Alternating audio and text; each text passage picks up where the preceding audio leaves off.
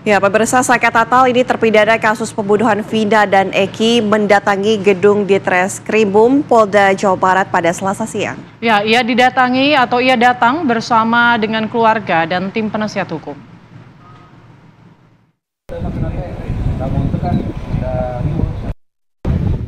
Saka Tatal datang ke Ditreskrimum Polda Jabar pada Selasa siang.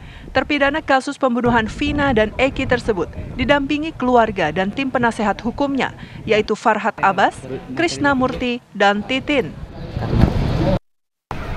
Saka Tatal datang untuk memenuhi panggilan Polda Jawa Barat terkait kasus pembunuhan Vina dan Eki di Cirebon. Ia datang sebagai saksi dan dalam pengakuannya, Saka Tatal tidak mengenal Peggy Setiawan yang ditangkap oleh aparat kepolisian saat ini. Selain itu, foto Peggy Setiawan yang ditunjukkan penyidik pada 3 pekan lalu dan Peggy Setiawan yang ditangkap saat ini berbeda. Jadi Saka ini udah nggak ada urusannya dengan pembunuhan itu karena sudah dihukum 8 tahun. Nah, hari ini Bang Krishna mendampingi sama Bu Titin dan saya sesuai pemanggilan untuk tersangka Peggy. Artinya Polda Jawa Barat masih menganggap bahwa DPO itu adalah Peggy yang sekarang ini. Ya, Peggy yang sekarang ini. Tapi Saka sebelum ditangkap sempat didatangi polisi menunjukkan apakah Peggy yang ini. Nah, Saka kan tidak tahu Peggy itu. Tapi ketika ditangkap dia hanya mengatakan foto yang pernah dilihatkan ke Saka itu berbeda dengan yang ditangkap, gitu ya?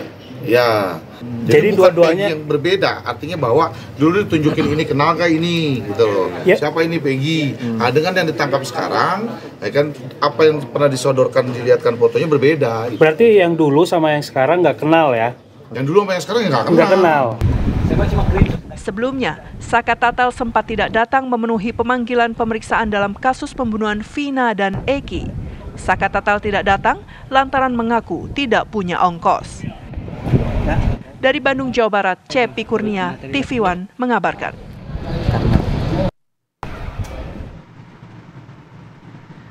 Lalu apa saja kemudian pertanyaan penyidik kepada Saka Tatal? Sudah bergabung bersama kami secara virtual Farhad Abbas, tim kuasa hukum dari Saka Tatal. Selamat siang Mas Farhad. Selamat siang. TV One, sukses selalu.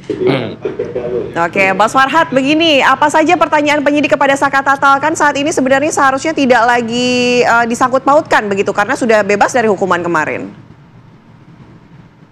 Ya, pertanyaan penyidik kepada Saka Tatal ada 16. Di antaranya tentang Peggy Setiawan yang ditangkap saat ini. Gitu. Kemudian mengulangi hampir tentang memori masa lalunya ketika dalam proses hukum dengan penyidik yang sama di Polda Jawa Barat. Kemudian dalam session diskusi kami menanyakan gitu, apakah kalau DPO itu ada foto atau tidak ada foto gitu. Kenapa Polda Jawa Barat tidak menyebarkan foto yang sebenarnya sehingga tidak menjadi teka-teki dalam suasana saat ini gitu. Nah, karena kita tahu Polda Jawa Barat bisa mampu bekerja secara profesional, tapi kalau kondisi saat ini seperti ini ya berarti akan menjadi teka-teki saja gitu, sehingga berita-berita simpang siur di luar gitu.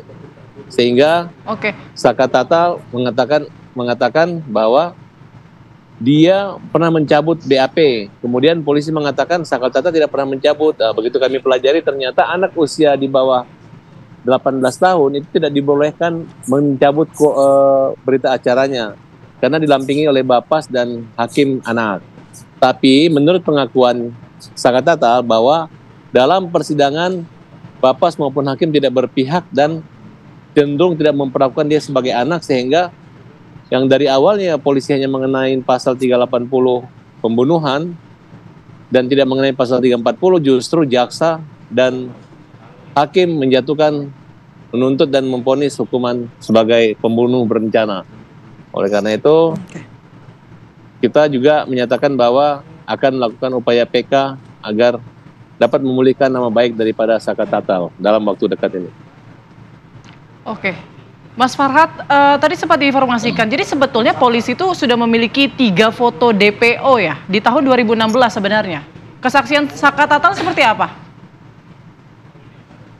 Dalam berita acara BAP termasuk ayah korban, itu ada 4 DPO. DPO pertama namanya Andika, nomor 2 namanya Andi, nama 3 Dani, dan keempat Peggy Perong. Ya, dan dalam putusan pengadilan nomor 4 untuk 5 terdakwa itu namanya hanya 3, yaitu Andi, Peggy Perong, dan Dani. Dan pada halaman 126, 127 jelas menyebutkan bahwa mereka memiliki terkaitan peran yang mematikan, bahkan ada yang menusuk sehingga mati, memukul kepala. Jumlahnya diungkapkan juga, dan di situ mereka adalah bagian daripada pelaku pembunuh anak Eki maupun Pina ya sebagai DPO.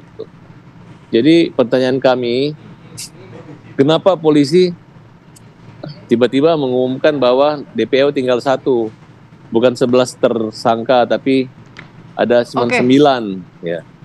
Iya, Mas Farhad, ini kan juga informasi yang beredar, Saka Tatal mengatakan Peggy Setiawan yang ditangkap ini bukanlah Peggy Setiawan. Ini maksudnya apa? Apakah sebelumnya memang Saka Tatal ditunjukin foto Peggy Setiawan yang waktu itu DPO atau seperti apa informasinya? Kalau informasi yang disampaikan oleh Saka Tatal, Peggy Setiawan yang ditangkap saat ini berbeda dengan Peggy yang ditunjukkan fotonya gitu. Sedangkan Peggy Setiawan zaman atau selama ini Saka Tatal tidak mengenalnya dan tidak tahu tentang Peggy itu. Karena dia akan merasa waktu penyidikan lalu ada kekerasan. Dan baru dipertemukan pengacara kurang lebih setelah pemeriksaan itu selesai. Jadi dia tidak didampingi pengacara, dan Saka Tatal ini perannya dianggap bukan sebagai pembunuh langsung, tapi hanya sebagai anak yang pernah memukul mungkin 1 kali, kemudian pulang ke rumah dan dia tidak dikenai ancaman pembunuhan berencana gitu.